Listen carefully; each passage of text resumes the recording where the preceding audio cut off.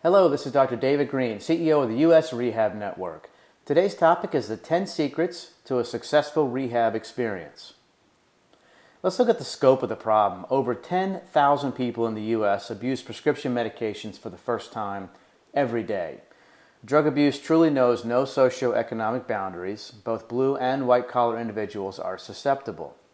About 24 million people over the age of 12 have an addiction issue with alcohol or drugs. It hovers between 10 and 15% of the population. Unfortunately, only 11% will receive the care that they desperately need. Most rehab centers in the U.S. have success rates between 30 and 50%. That's not good, but not the ones in the U.S. Rehab Network. They're much higher. The first thing is to understand the causes of addiction. There's not a single cause. Family history and genetics play a vital role in abuse. Environmental factors are at play, such as childhood trauma or neglect. There's a big tie-in with mental health and substance abuse, and that's called dual diagnosis. When you have, say, depression, anxiety, along with a substance abuse. So there's a chicken or the egg concept. Did the mental health disorder lead in to the substance abuse, or did the substance abuse cause depression or something like that? But the two often go hand in hand. Addiction does lead to a chemical imbalance and dependence over time. It does change the brain. The second secret is to understand the addiction cycle. Okay, the addicted brain is physiologically and chemically different from a normal person's brain. On average, half of drug and alcohol abusers return to using within 24 months after treatment. If the person can remain sober for 5 years, that can be dropped down to 15%. So the longer that you're sober, then the bigger the chance of staying sober always. Now, here's the cycle of addiction. The person starts to fantasize about the substances and then gets very frustrated and then obsesses and then loses control and starts to use, and then the guilt and shame sets in, promises to stop, does stop, and then the cycle can go over and over again unless there's an intervention with treatment to get them sober and stay there. The third secret is to maintain a positive outlook. The disease of addiction is fueled by negativity. So whatever it takes to maintain that positivity, whether it's a structure in one's life, getting employment, exercising, religion with faith, maintaining new connections, possibly get rid of the old friends, and resolving family relationships and getting that support structure in place. Number 4 is having realistic expectations. There is no cure for addiction. That needs to be understood. It's important to understand reality and that setbacks can occur. Even the best centers have rates upwards of 90%, but it's not going to be 100% success forever. Certain drugs have a higher relapse rate due to the effects on the brain, and sobriety is a lifelong battle. There's a difference between a lapse and a relapse. A lapse is a temporary return. It can happen, and it doesn't have to turn into a complete failure. Number 5 is to identify the relapse triggers, and these are going to vary between individuals. It might be something like a fight with a spouse, boredom, monotony, being in a bar, hanging out with addicted friends, typical stress at work or family, and then halt, which is hungry, angry, lonely, and tired. So in rehab, you'll develop a trigger plan, which may mean hanging out with a sober friend, going to a meeting, maybe just eating a meal and getting your mind off of it, or taking a nap. You want to control your environment and the friends that you hang out with.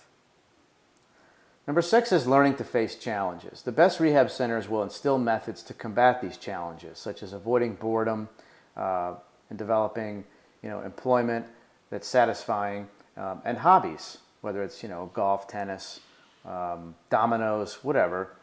Developing new friends, a support network, group meetings, and family counseling. Number 7 is a relapse prevention plan. All right, most commonly, relapse is a gradual phenomenon. It can occur from obsessive thinking about it, having substances around the house, hanging out with friends who use, feelings of isolation, if you stop going to meetings because you feel like you don't need support anymore, that can be a trigger. Boredom, lack of structure, not getting enough sleep, not getting exercise, and having unrealistic goals or unresolved conflicts. The top centers will instill a go-to relapse prevention plan. Number 8 is to acquire skills for gainful employment. Employment is crucial for survival. The top centers will assist with finding gainful employment, and work provides, funding to exist, goals, confidence, social interaction with others, and motivation to get up every day. Number 9 is to maintain a support network. There are 7 elements to this. The first is do not go it alone. 2 is to look for successful recovering addicts as well who can empathize and work with you. Attend support groups, develop family support along with professional support, especially with dual diagnosis. If you have a mental health disorder along with substance abuse, it's going to be very important to maintain professional support so that you don't fall back into old habits. You cannot have too much support. There's really no limits, all right? And the last one is to be grateful. People are there to help you and support you, and be thankful for that and let them know it. And the last one is to understand the consequences of substance abuse, okay? Here's just a few of them. It can lead to diseases such as sexually transmitted diseases, tuberculosis, HIV, hepatitis, social issues. Abuse wears away at human potential, and it can lead to antisocial behavior, altered mental and physical health. Abuse can lead to depression, attempts at suicide. It can decrease your immune function, cause malnutrition because you're not eating properly, and those can lead to further issues. There are legal consequences. If you are caught buying drugs or whatnot, it can give you a criminal record, and that can affect your ability to travel, your ability to conduct business, your ability to get employed, all those types of things. It can be a relationship killer. It can cause family stress. It can alter your career and your assets. And then lastly, we all know that there's a significant problem with overdose in this country and death.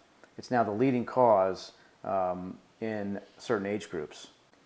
The best drug and alcohol rehab centers offer both inpatient and outpatient treatments for the highest success rates. The U.S. Rehab Network offers top treatment at over 100 rehab centers nationwide. Success rates are over double the national average, typically around 85 to 90%. Immediate insurance verifications are available. Treatment is truly private, and the network takes care of all the arrangements, okay?